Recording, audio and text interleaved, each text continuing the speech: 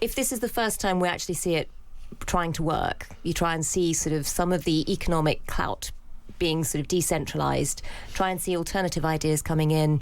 He's clearly very interested in how investing in infrastructure might be able to help businesses and might be able to help economic growth. In a way, it can't hurt. We haven't seen the economy growing very much recently. If something might help, we ought to give it a go. Mm-hmm. Let's talk a little bit about the PM, Andy Burnham, just concluded his listening tour and his latest drive to transfer power out of Westminster to other parts of the country. We'll see high-performing civil servants sent to work in mayoral offices in England. The pilot scheme is due to start in the autumn. It comes on top of the announcement earlier this week that Number 10 North will take over responsibility for economic growth from the Treasury.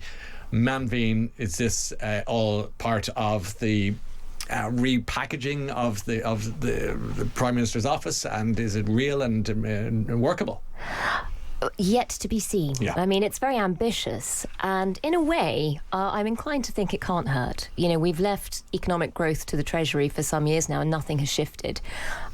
Several prime ministers and chancellors come along and sort of accuse the Treasury of groupthink, of being too bound by trying to save money, to be thinking about how to expand the economy. So maybe it's a good thing to take the thinking for that out of the Treasury. Sometimes it just helps to see a problem from a different angle. Yeah. Manchester has been sort of a rare success story, and as far as the economy is concerned, it is one of the few parts of the country that is growing, has a 3.1% growth rate, I think, economic growth rate, which is like miraculous compared to the rest of the country. So they've clearly got some things right. If they are able to think differently about how we grow an economy, that's probably all useful input. My fear would be, this whole sort of Number 10 North is obviously sort of an expense, and the transition will be messy and nobody quite knows how that's going to work. But also, what's made Manchester grow isn't necessarily what will make the rest of the country grow. It's a very individual city that has so many things going for it, including its university, that aren't the same even for other northern cities, let alone for London. And I think the Treasury has spent years just thinking about how London grows and therefore the rest of the economy grows.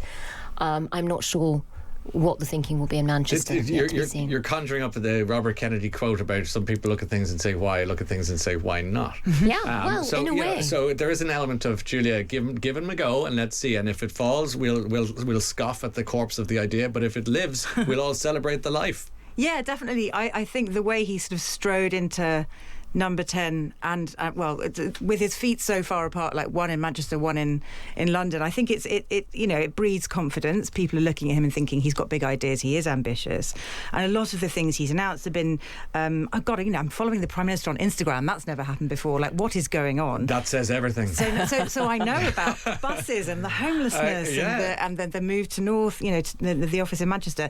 And I agree, we're going to have to stop agreeing, but I do agree with Manveen. The idea of taking just everything being centralised in London is never good. The rest of the country, I think, loses out because of the kind of nearsightedness we all have in this sort of little cosy bubble. It's not cosy, but it's quite smelly actually. Yeah. But we're in this strange London bubble, and the rest of the country isn't like London. And the perspective from a distance would be useful, I think. Yes. But there's talk about.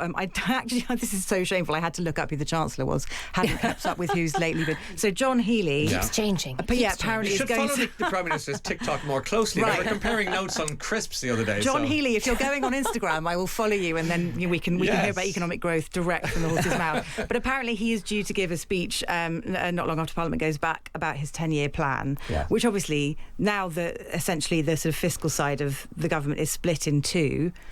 We'll have to see where he fits into that now. He'll be presumably down in Number 10, and then somebody else is running Number 10 North financially. So yes, it's I think you said the transition will be messy, but it's exciting just to hear somebody doing something. There's lots of headline grabbing big steps he seems to be taking. I want to feel as though ideologically we go back to having a sort of left and a right again, because I don't feel like we've really got that, and I don't know if Andy Burnham is going to be able to do that with all this other stuff he's going to do. But we will watch and see. Is he going to be WFM, like working from Manchester on a Friday? It sounds like it. It sounds like the whole of government is going to be working from Manchester on a Friday. Busy pubs in Manchester on a Friday night. I mean, that alone is going to help their economic growth in a whole unexpected way. Sales of pints will be through the roof. But in a way, it feels quite familiar too. This is stuff that George Osborne was talking about when he was Chancellor. Okay. And, he had the idea of the Northern Powerhouse, but, he also had the problem of the post-2008 financial crisis to deal with in London and then austerity and everything else. And it never quite got off the ground. If this is the first time we actually see it trying to work, you try and see sort of some of the economic clout being sort of decentralised, try and see alternative ideas coming in. He's clearly very interested in how investing in infrastructure might be able to help businesses and might be able to help economic growth. In a way, it can't hurt. We haven't seen the economy growing very much recently. If something might help, we ought to give it a go. We'll stay with Andy Burnham because you might have read Patrick Maguire's piece during the week about his concerns. He was telling Patrick Maguire about his concerns that the UK risks becoming polarised as the United States of America. He said to Patrick that in a place like Wigan, you'll have homes in streets, and so that's a Reform house, that's a Labour house, and there'll be just this sense that people at work can't speak to each other. I think that's a valid point. I mean, I remember when Trump got elected going to the States, within about a year you weren't ever allowed to bring up politics in company in America because it was so... Families have fallen out. Yeah. People are appalled at the other family members' voting pattern or the way they talk now, and they talk about civil discourse or lack of same. Is that happening in the UK, Manveen? Do you think, are people looking at each other in the pub going, don't talk to me about politics because it's not polite or fair anymore? I think we are increasingly in our separate bubbles. And I think that's hugely unhealthy. I mean, sort of, I've got friends in America who, it infected every part of their life. Yeah. So it's not just that you're having arguments with your family necessarily. They wouldn't date somebody who didn't share the same political perspective. It literally just changed the way they lived. What is that going to do to birth rate? There's going to be serious problems well, there. that's not working anywhere, it turns out. So true. Maybe that's one of the reasons. That's one of the reasons. But I do worry that increasingly here, the sort of paper you read, the bubble you're in and on social media completely dictates your view of the whole world. Yeah. Not just one issue or two issues, but then as a result of that, it's just the way you see the world, and you suddenly become completely incompatible with others. And it kind of goes back to the thing I was saying earlier, where I kind of just want to bring back civility and kindness. And I quite enjoy meeting people who have different views and finding the human thing that we have that connects us. That's why for years and years I would pick up copies of several major newspapers, one from there and one from there, and get a sense of what's happening, because these are not people that you don't like. It's just about how we deal with the conversation. Civil discourse, as you say. Civil discourse. Because it does bring that back. Bring it back. It's kind of withering on the vine.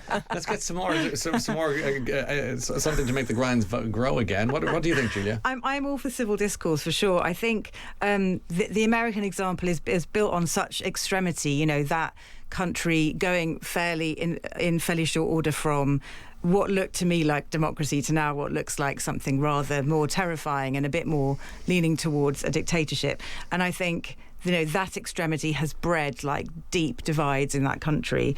But I wouldn't say we're here yet. Maybe in years to come, if we do have a very a right-wing government along the model of America, then maybe that's where it gets, the fishes really start to open up. There are individual issues, like even in my own relationships, friendships now, I would say I've started to avoid subjects. So, my sort of girl gang, we're all sort of like middle-aged feminists to a woman. I love them all. Suddenly now the fishes have opened up in what you think about whether trans people are human beings who deserve rights or not. Yes. And so we avoid the topic because I still want to love those people and not sort of see them as awful. And I don't want them I don't want them to see me as but there be a dreadful conversational person. dragons. But oh gosh, it would be awful, awful, awful. So we just avoid.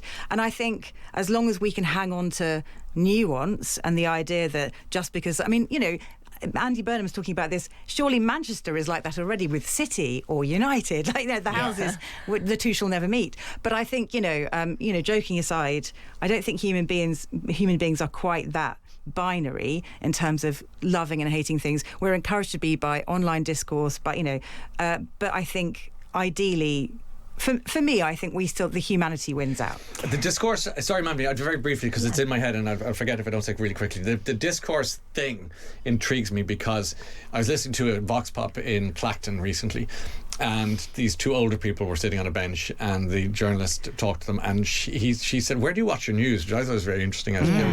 And the gentleman said, I watch the right news on YouTube. So I said, okay, that's that. And then you read a book like Wellness by Nathan Hill, which is a super book with a terrible name and a worse cover, but that's neither here nor there. The story is brilliant. And in it is a man in his 70s who goes down the rabbit hole of Facebook. And like, we all have a relative who's gone a bit mad, and they become informed. There was a time, now at the risk of sounding like Methuselah, but there was a time when we sat down and watched the news at 9 or the bells at 10, and we all discussed it and said, what did you think? Now we don't see the news, we see our news. And I think that's exactly the problem. And I'd broaden it out. I think it's happening in terms of the news and the news that we watch. And if you're on social media, you're seeing so much more of certain issues than you would if you were looking at the national picture, because it's feeding all your fears. And that's how algorithms work. So you're increasingly sort of seeing a world taken over by everything that you hate.